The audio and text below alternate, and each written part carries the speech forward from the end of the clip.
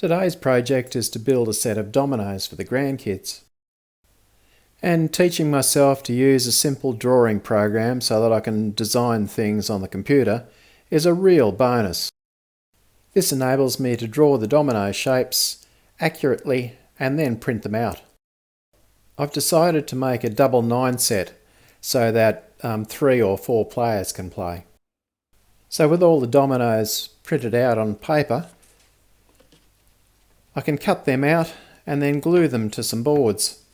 I've got some Australian red cedar that was left over from building the treasure chest a few weeks ago. So a light sand gets them ready to glue the patterns to the boards. By using the spray glue just on the paper and then pasting it onto the board, it means that the paper will come away from the board again easily when I've finished. Now I'm going to use a brad point drill to make the dots on each domino tile. A brad point drill drills a nice clean hole, and because of the point you can get it right on the right spot of the hole. So the dots turn out nice and accurate. Each tile has a line down its centre.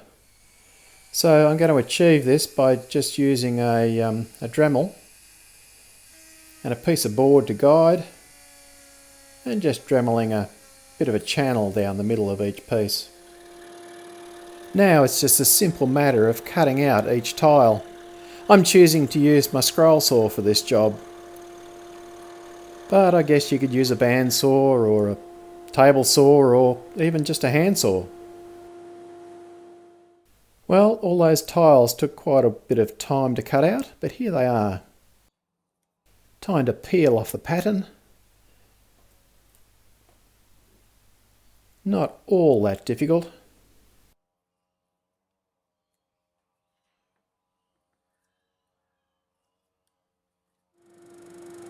And now it's over to the sander to take all those sharp edges off them.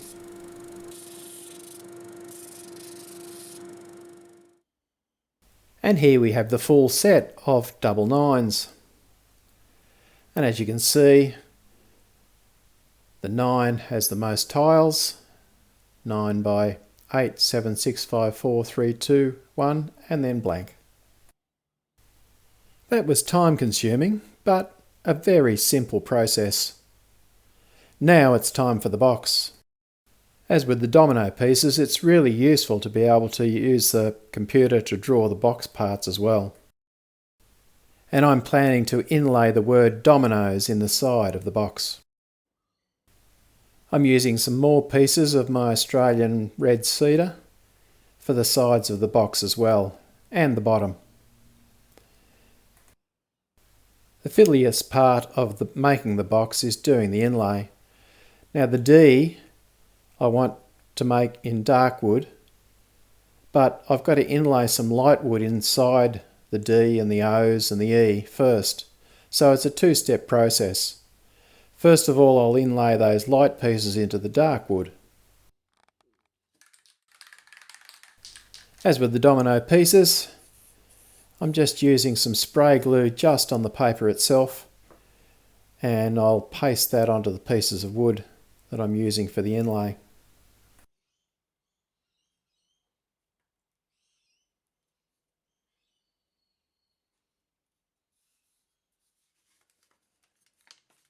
The process I'm using to do the inlay means that there are 2 pieces of board that are taped together.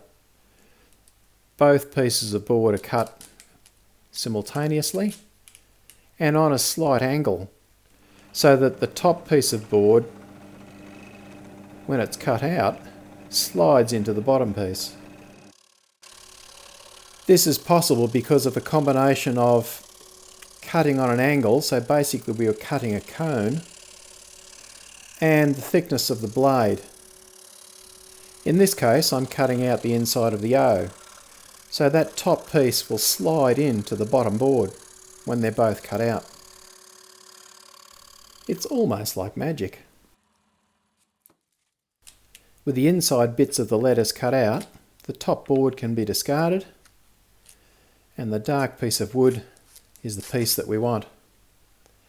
And so now I can put in the inside of the D and the inside of the O, etc.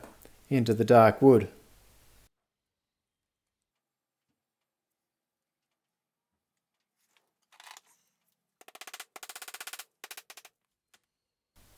I've cut out the inside of the D and the inside of the E just so that I can line up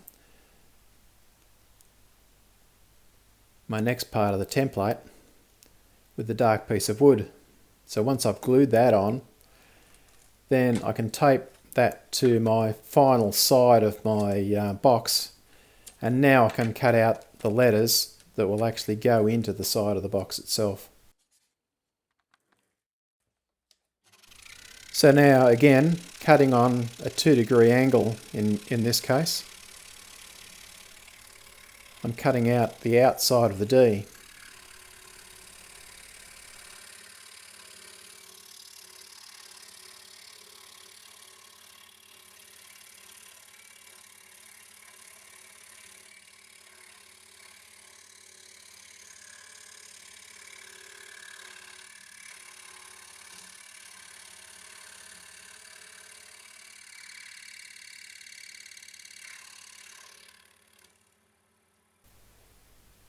So now you can see I've got a now you can see I've got a perfect D ready to go into that light piece of timber, which is going to be the side of the box.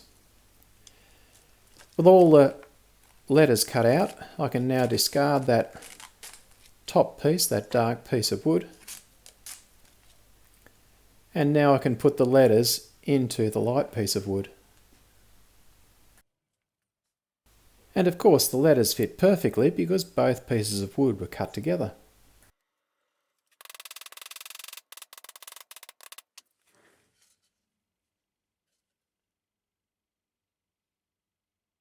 Okay, I'm happy with that. Now to make sure those letters stay in place, I'm just going to run a bit of super glue around the letters on the inside. That'll make sure that they don't move.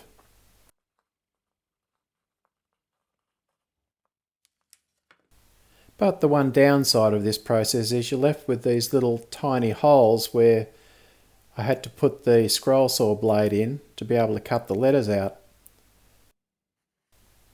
But they can be easily filled with a little bit of wood putty of the appropriate colour. And after sanding and staining, those little holes almost disappear.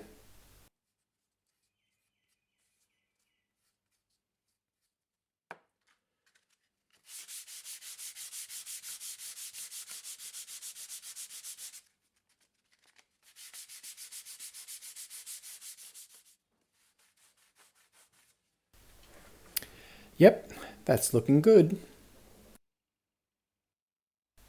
With the inlay done, I can now cut out the actual sides of the box.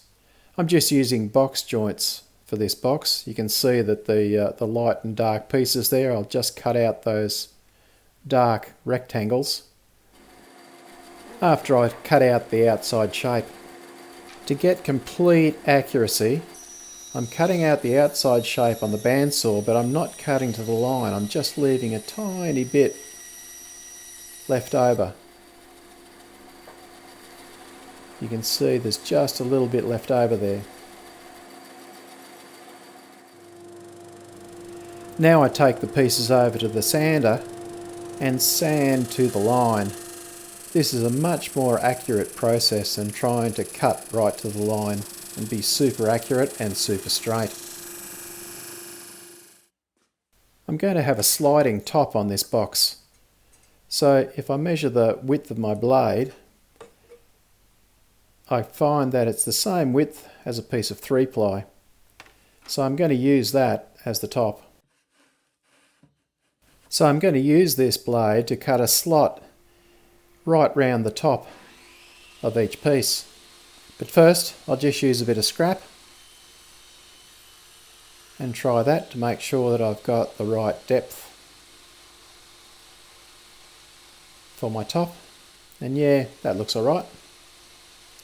So I can go on and put the slot on each piece of the sides. Of course, one end needs to allow the top to slide in, so I need to cut this one off, and I'll use the slot line.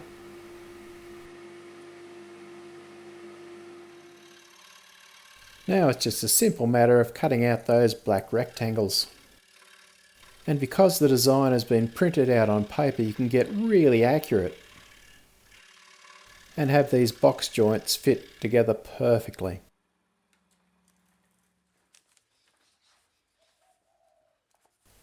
So as you can see, the joints are a tight fit, and I'm just dry fitting to make sure that they all do fit properly. Yep, that all looks fine. So now I can just use some PVA glue and glue all those sides together.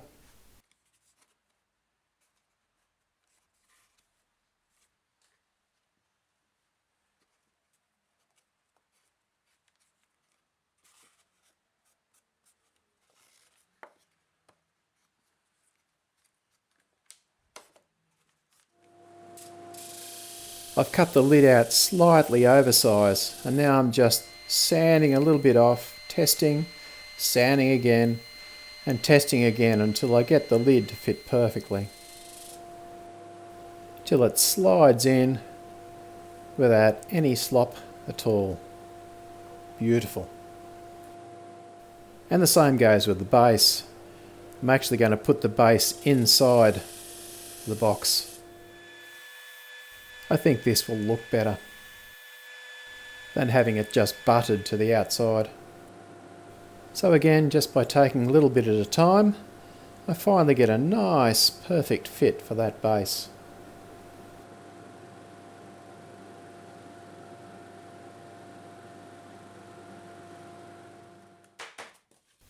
On the home stretch now, just give everything a final sand and champ for all the edges so that they're not sharp, to make the box ready for its shellac. With the sanding all done, one final test fit of that lid. Make sure everything still slides nicely. Yep, that looks good.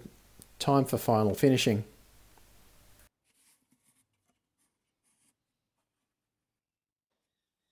The finish I'm using is shellac flakes that have been melted in methylated spirits. You rub it into the timber, let it dry, do another application, etc, etc. I do 2 or 3 applications and let it dry, and then I use 1200 grit emery paper to do a final sand, because once you put a finish on wood, all the little grains stand up and say hello. After 7 or 8 applications, I'm happy with the finish, and now it's time to stack the dominoes in the box.